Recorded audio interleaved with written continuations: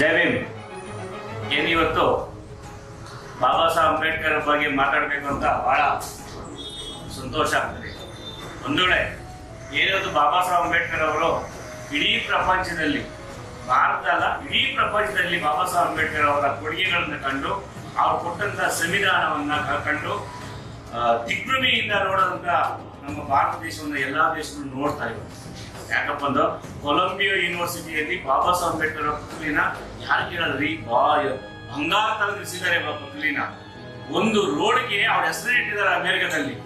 ಇಂಥ ಇದರಲ್ಲಿ ನಮ್ಮ ಇಡೀ ಭಾರತ ದೇಶದಲ್ಲಿ ನೋಡಕ್ ಹೋದ್ರೆ ಬಾಬಾ ಸಾಹೇಬ್ ಅಂಬೇಡ್ಕರ್ ಅವರ ಪುತ್ಲಿಗಳನ್ನ ಹಾಕೊಂಡ್ರೆ ಎಣಿಕೆ ಮಾಡಕ ಆಗೋದೇ ಇಲ್ಲ. ಯಾಕಂದ್ರೆ ನಮ್ಮ ರಾಜ್ಯದ ಉಪಮುಖ್ಯಮಂತ್ರಿ ಇವರು ಡಿ ಕೆ ಶಿವಕುಮಾರ್ ಅವರು ಮಾತಾಡಿದ್ರು, ಇಡೀ ಭಾರತ ಪುತ್ಲಿಗಳಿದ್ದಾರೆ ಅದು ಬಾಬಾ ಸಾಹೇಬ್ ಅಂಬೇಡ್ಕರ್ ಅವರು, ಯಾವ್ದು ರಾಮ ಲಕ್ಷ್ಮಣ ಯಾರು ಇಲ್ಲ ರೀ ಅಂತ ಹೇಳಿದ್ರು. ಬಹಳ ಸಂತೋಷ ಆಗ್ತದೆ. ಅದನ್ನ ಮೆಚ್ಕೊಂಡು ನಾವಿವತ್ತು ನಮ್ಮ ಹೈಕೋರ್ಟ್, ಬೆಂಗಳೂರು ಹೈಕೋರ್ಟ್ ಒಂದು ಆದೇಶ ಮಾಡಿದ್ದಾರೆ. 19/6/25 ಏನು ನ್ಯಾಯಾಲಯಗಳಲ್ಲಿ, ನ್ಯಾಯಾಲಯ ಸಭಾಂಗಣದಲ್ಲಿ ಬಾಬಾ ಸಾಹೇಬ್ ಅಂಬೇಡ್ಕರ್ ಅವ್ರ ಫೋಟೋ ಕಡ್ಡಾಯವಾಗಿ ಹಾಕಲೇಬೇಕು ಅಂತ ಹೇಳಿದ್ರು. ಆ ಆದೇಶಕ್ಕೆ ಬಹಳ ಗೌರವ ಕೊಡ್ಬೇಕಾಗ್ತದೆ. ಬಂಧುಗಳೇ, ಇವತ್ತು ನಾವು ಜಾತಿಕ ಪ್ರಕರಣಗಳಾಗ್ಬೋದು, ದಲಿತರು ಶೋಷಣೆ ಮಾಡಂತ ಪ್ರಕರಣಗಳಾಗ್ಬೋದು, ನಿರಂತರವಾಗಿ ಹೋರಾಟ ಮಾಡ್ಕೊಂಡು ಬರ್ತಾನೆ ಇದ್ದೀವಿ ನಾವು.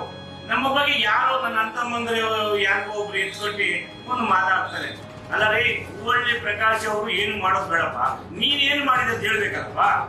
ಬಾಬಾ ಸಾಹೇಬ್ ಅಂಬೇಡ್ಕರ್ ಅವ್ರು ಗೌರವ ಕೊಡ್ತಾ ಇದ್ದೀವಿ ಅಂದ್ರೆ ಯಾಕೆ ಕೊಡ್ಬೇಕು ಅಂತ ಮಾತಾಡ್ತೀವಿ. ಇವತ್ತು ಹೈಕೋರ್ಟ್, ಸರ್ವೋಚ್ಚ ನ್ಯಾಯಾಲಯ ಒಂದು ತೀರ್ಪು ಕೊಟ್ಟದೆ. ಬಾಬಾ ಸಾಹೇಬ್ ಅಂಬೇಡ್ಕರ್ ಅವರು ತಾಲೂಕು ಜಿಲ್ಲಾವಾರು ನ್ಯಾಯಾಲಯ ಸಭಾಂಗಣದಲ್ಲಿ ಅಂಬೇಡ್ಕರ್ ಭಾವಚಿತ್ರವನ್ನು ಹಾಕಲೇಬೇಕು ಅಂತ.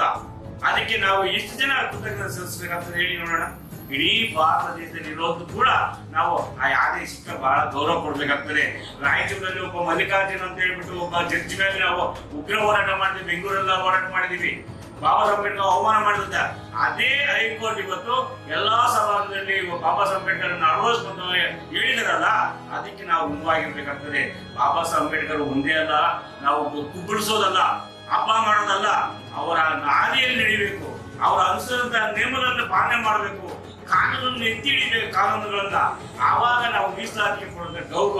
ನಾವೇಳ ಯಾರೊಬ್ಬ ರಾಜಕೀಯ ವ್ಯಕ್ತಿ ಹೇಳ್ತಾರೆ, ಹಿಂಗ ಅದಾಡ್ತಾನೆ, ಸಂವಿಧಾನ ಉಳಿಸ್ತೀವಿ ಸಂವಿಧಾನ ಉಳಿಸೋದಿದಲ್ಲ ರೀ. ನೀವು ಕೊಡಂತ ಬಾಬಾ ಸಾಹೇಬ್ ಅಂಬೇಡ್ಕರ್ ಗೌರವ ಇದೆಯಲ್ಲ, ಆ ಗೌರವದ ಮುಖಾಂತರ ಬರ್ತದೆ ಸಂವಿಧಾನ ಉಳಿಕೆಗೆ. ಸಂವಿಧಾನ ಉಳಿಗಾಗಿ ನಾವು ನೀವು ಎಲ್ಲರೂ ಸಾಲವಾಗಿ ನಿಂತ್ಕೊಂಡಿದ್ದೀರಿ.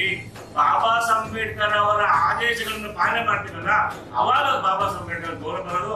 ಅವನ್ ಏನಾದ್ರೂ ಬಾಬಾ ಸಾಹೇಬ್ ಅಂಬೇಡ್ಕರ್ ವಿರುದ್ಧವಾಗಿ ಆಗ್ಲಿ ಏನೇ ಆಗ್ಲಿ, ಇವತ್ತು ನಾವು ಊಟ ಮಾಡ್ತಾ ಇದೀವಿ, ನಮ್ಮ ಮಕ್ಕಳು ವಿದ್ಯಾಭ್ಯಾಸ ಮಾಡ್ತಾ ಇದೀವಿ, ಮೀಸಲಾತಿ ಸಿಗ್ತಾ ಇದೆ ಅಂತ ಹೇಳಿದ್ರೆ ಅದು ಬಾಬಾ ಸಾಹೇಬ್ ಅಂಬೇಡ್ಕರ್ ಅವರು ಏನ್ ಇವತ್ತು ನ್ಯಾಯಾಲಯ ಬಹಳ ಗೌರವ ಇಟ್ಟು ನಮ್ಗೆ ಒಂದು ಆದೇಶ ಮಾಡ್ಬಿಟ್ಟಿದ್ರೆ ಅದಕ್ಕೆಲ್ಲ ನಾವು ಸುಲಭನೆ ಆಗಿರ್ತೀವಿ. ಬಾಬಾ ಸಾಹೇಬ್ ಸರಿ. ಜೈ ಭೀಮ್. ಜೈ ಭೀಮ್.